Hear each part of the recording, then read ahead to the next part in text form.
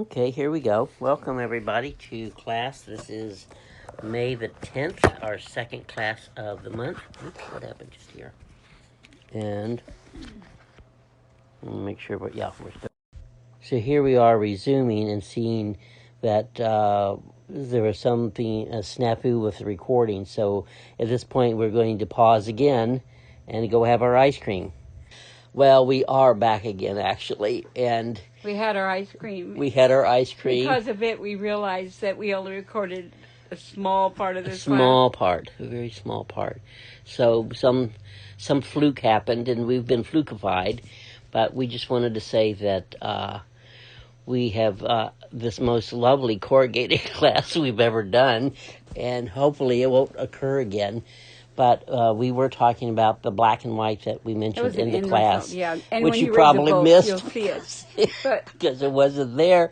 But it has to do with the current and the connection. So whatever but what we're talking about also is that it tells it, as you read the book, it talks about the black and white moving towards the color, and realize that sometimes when we don't understand, we love it, and we can feel all of it, but we can't quite assimilate all of it right away. And we start talking about that's when we're in the black and white, like a child is when they're first born. When you're first new to a body of work, or new to new ideas, or new to an idea, you're like a young child born that sees in black and white, and then eventually starts being able to see in color. And with knowledge, it's the same way, and with consciousness, is that when you come into a whole new level, everything in that level it's black and white. You can see it, but you can't feel it in all the layers of yourself. And then as you move along, there's more color, and you'll think, oh, well, what you didn't realize or understand, you're starting to understand it, until finally it's full color. And then it's like you're so comfortable with it and engaged with it because it's now in full color, like a young child. And we thought that was so cool way of talking about consciousness, and talking about new ideas, and talking about this work that a lot of people, when they first come to it, it's all black and white to them. And then as they allow themselves to continue to work with it, it starts filling in and starts having color, and then pretty soon they're real comfortable with it. And then as it moves along, all at once you're in another level, and it's like, what happened? It's all black and white again. And then you keep moving, and it comes into color. And it's a language where we talked about a way of not shaming yourself so you don't understand it.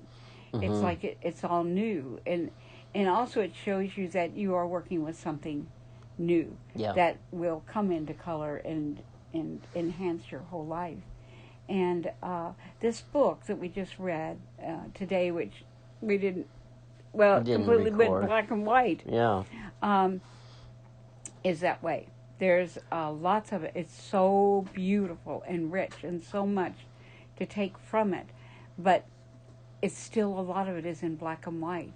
And so you can take from it and feel it, but you can't quite get through all of its layers, like a wonderful croissant that's layered and layered.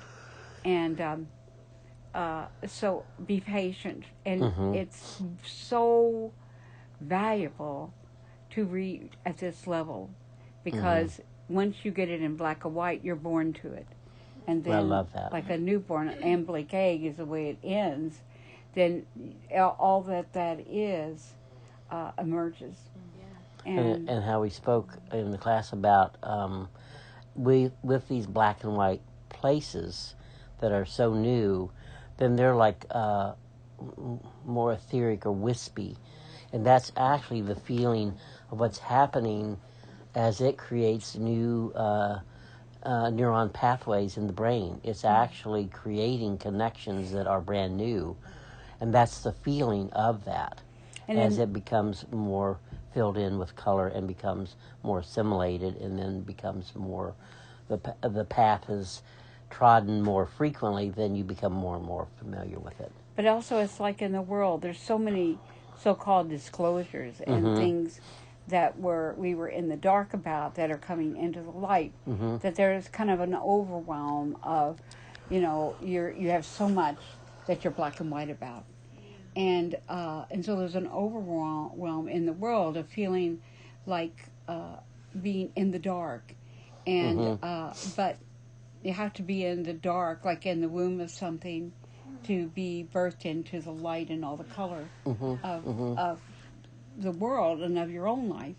And so we're working with that because we work with the idea of all the world is right here. Is on our postage stamp of our home and our property.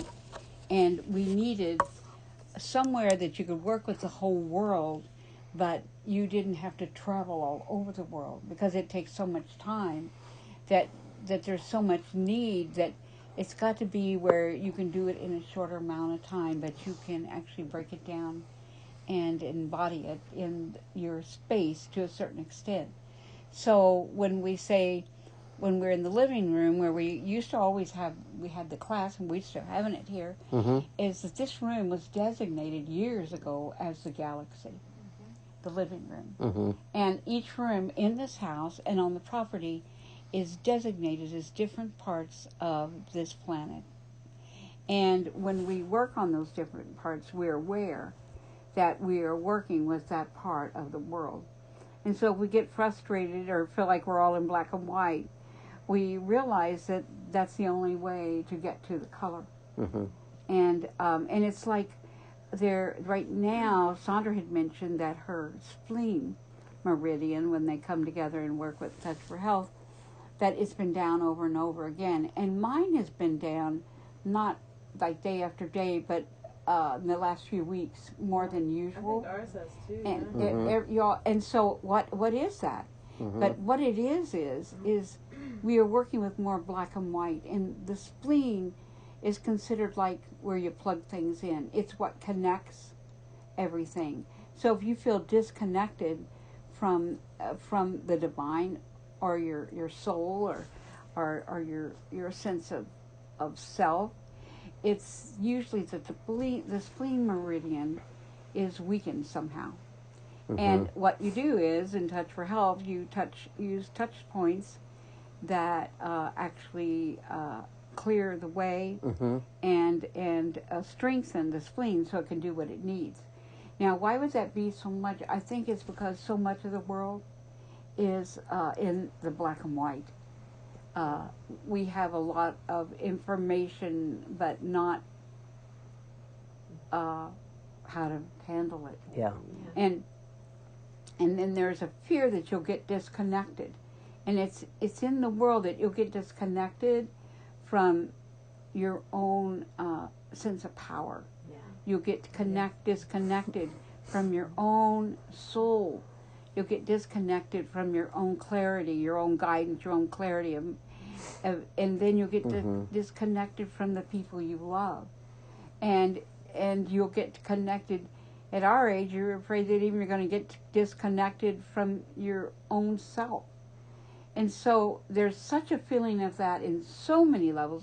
You think about it, the biggest part of our population right now is our age. And at that age, that's when people start worrying. They're going to get disconnected from who they are. They're going to get disconnected from their mind. They're going to get disconnected from their children or their family or their friends or their body or their sense of strength and wellness. And you think about that it's the biggest population is at that age. And so all once in the world, not only is there the whole fear of being disconnected from your freedom, like over in Europe and your loved ones and everything, and over there right now, Russia is working with disconnecting the Ukraine from its total current system. And so there's a threat not only to them, because they are right at the mouth of the mother. Mm-hmm. And so there's a real feeling of being disconnected from the mother. And I've never felt that press of being disconnected, fear from Kuan Yin. Mm-hmm. And I thought, well, maybe it's because I'm afraid that I'll lose part of my memory or something. But that's not it at all. Mm-mm. It's like I have so much mind activity and remembering. Why would I feel? Because that is in this age group, our age group in the 70s, that all were born at the same time, those baby boomers, Mm-hmm. and they're all facing that in their minds and their bodies and everything. And that's unusual. That many people across this planet are dealing with that. Mm-hmm. And you think, what planned that? That so many babies would be born at the same time and be going through these passages all together at the same time. It has some kind of reason. Mm-hmm. Mm-hmm. And I feel like we can take a positive reason about it. That so many of them have more time now, our age group. They have time to make a difference. They're a bigger Mm-hmm. population that has time to make a difference. And I think a lot of them are in the consciousness of wanting to do that. Because we're all of a time when the world came to a place after the war that it needed to change its mind. Mm-hmm. And so I feel like that the spleen meridian is like your it's like your electric socket. Yeah. And there's a fear that we're going to get unplugged. Mm-hmm. And in this time, it's like all the Ukraine is getting unplugged. And it's like the Ukraine is right there at the mouth of the mother, where it's located. Mm-hmm. So I feel like that that the black and white that we're experiencing will come into color. Mm-hmm. Mm-hmm. And this particular and this magazine particular piece is indicative of that. is talking about that, and Yeah. this is the piece we have never recorded, and Had it not go all the way through. had it not go all the way through like we were disconnected. Mm-hmm. Yeah, that's really true. And it was a real overwhelm because there was so much richness in our vocabulary and the discussions among us all, Mm-hmm. that we were so sad that you just can't recover all of that. Mm-hmm. But when you read the book, it's so rich that you understand it even more after you read it and then as it moves. And don't be frustrated. Mm-mm. Let it run through you. Let it wash through you. Let it sink into you. You be like the Gaia, like the earth, receiving water. Yeah. And so it's the whole neat way to talk about our consciousness is certain areas are still black and white. And it's not like you don't have to apologize for it. Right. It's just like, oh, well, but when you say it's black and white, you know it's coming into color. So there's a really neat language to work with consciousness now. Mm-hmm. And things will come into color, and it's interesting to see what colors they come into. Yeah. Yeah. This coming week is going to be very colorful. Yeah, It is. yeah. Yeah. And we are working with a whole new body of work that we've since it started in like January, we finally were moving into a body of work. Mm-hmm. But it's taken months to get that even prepared for. Mm-hmm. But this last week we worked intensively in setting up Rose Cottage into a very prolific and layered studio that we've never set up before. Mm-hmm. And it's very exciting. There is a lot of new ideas that we're working with that will be fun and doable, and also in a whole new kind of modality with the work. It's going to be very fun. Yeah. And so thank you for listening to this a very abbreviated class, and Diane, we hope you had a wonderful retreat. Yes. And I'm sure that your retreat is connected to our retreat here. Sure. That always happens. Yes, it does. And you're at one of our favorite places that we've never been to, but we've been to. Yeah. Yep. And we appreciate you and love you. And we did this piece so that there'd be at least a marker. Yeah, and a real connection and an explanation of what it all came down to this concept of the black and white coming into color. Yeah. And anything anybody else wants to say? I was just going to mention that one of the things that you wrote was keeping to the current. You are electrified and magnetized through your copper current of connection. And it just made me think about your all's work and why you use so much copper. It's like it's so grounding, because the copper is the wire that grounds. Oh my gosh, I hadn't thought of that. I never thought of that. But you all have so much copper in your work that, of course you would. It would ground the electrical current. And we even have a whole oracle speaking copper. I mean, I would love to read that. Yeah.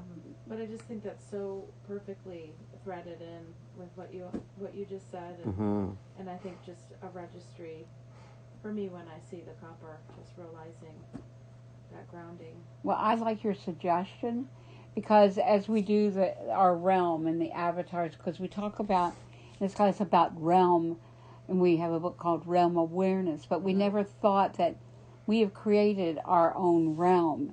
And whether that's real to other people doesn't matter, because this is in anyone who loves this, then it becomes part of their realm too. And in our realm, we knew that we needed arcing angels, that we needed cats and the Syrian felines, that this is why these beings came to us, is because we needed them in our realm, that we knew we wanted and needed totemics. That we have a great connection to the Fey world. We wanted Syrian felines. We wanted herbal tincture, gemmos, and we are very connected to the trees. So we have a whole world in our realm of trees. And it's like you make a realm. Each person they have their own realm, and they put what they believe and all in that realm. And so we just had this need, and we called them, and then they came to us from that.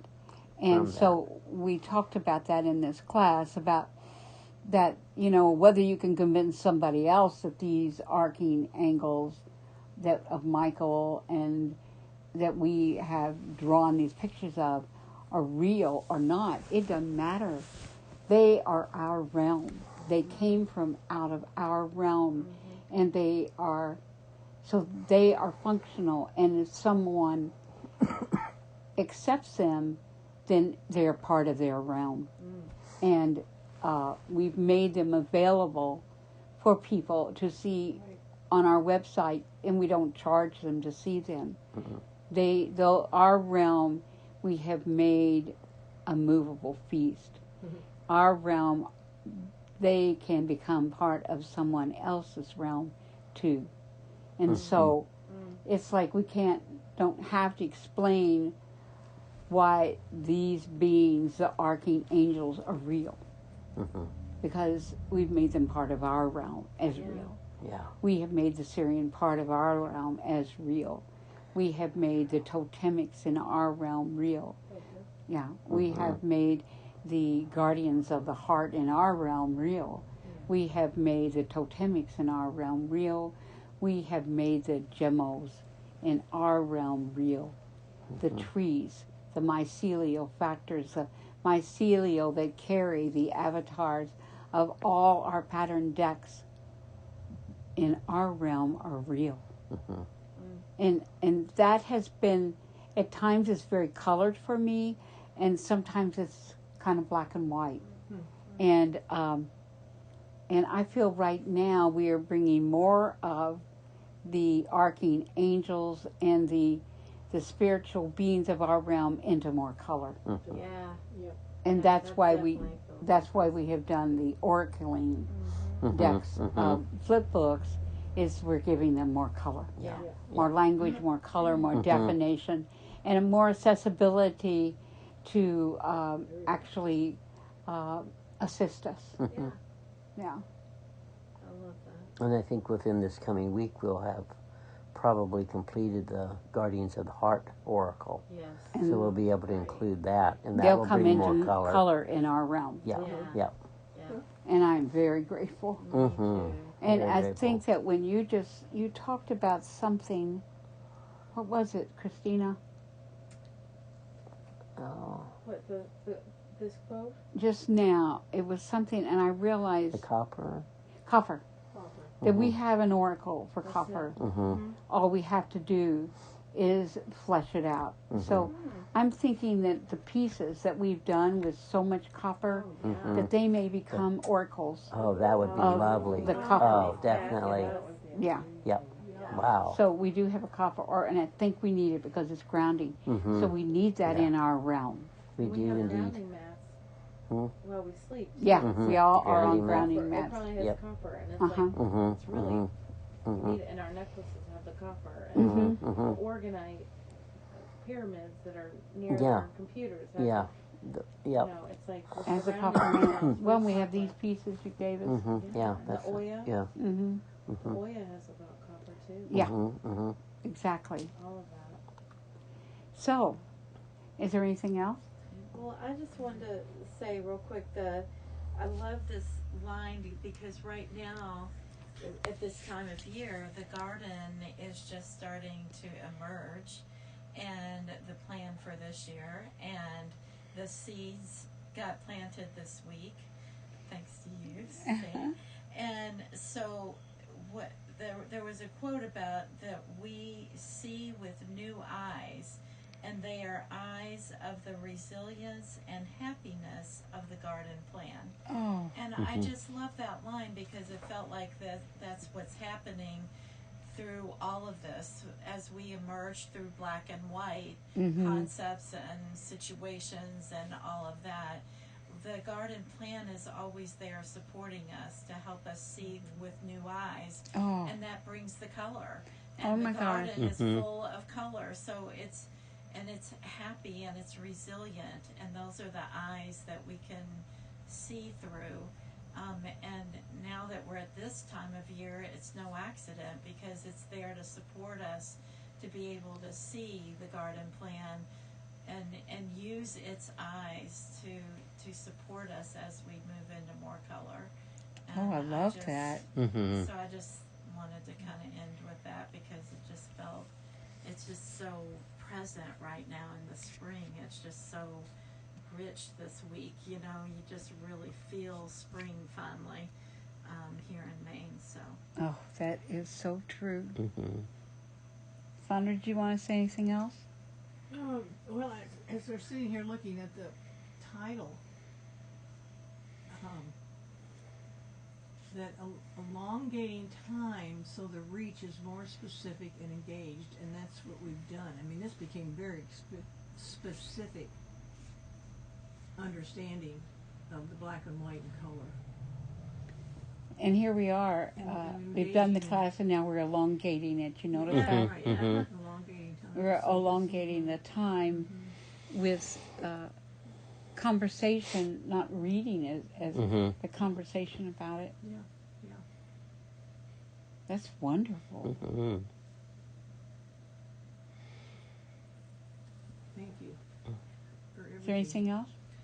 I've been wondering why I've been doing the meditations on welcoming acceptance, and I've just really been enjoying it. And you wrote about the door of acceptance today, and as we open the door of acceptance, we become lifted with the occasion of connectivity. And the connectivity just feels like that connects into everything that you've just talked about and shared with the current, the electricity, but also the connectivity to the divine and to all of our guardians and guides and support and assist, all the assistance that we get. And so that door of acceptance is really, really huge right now. And I really feel like that is a really helpful, maybe like a system key. Wow. I really love that. So thank you for that.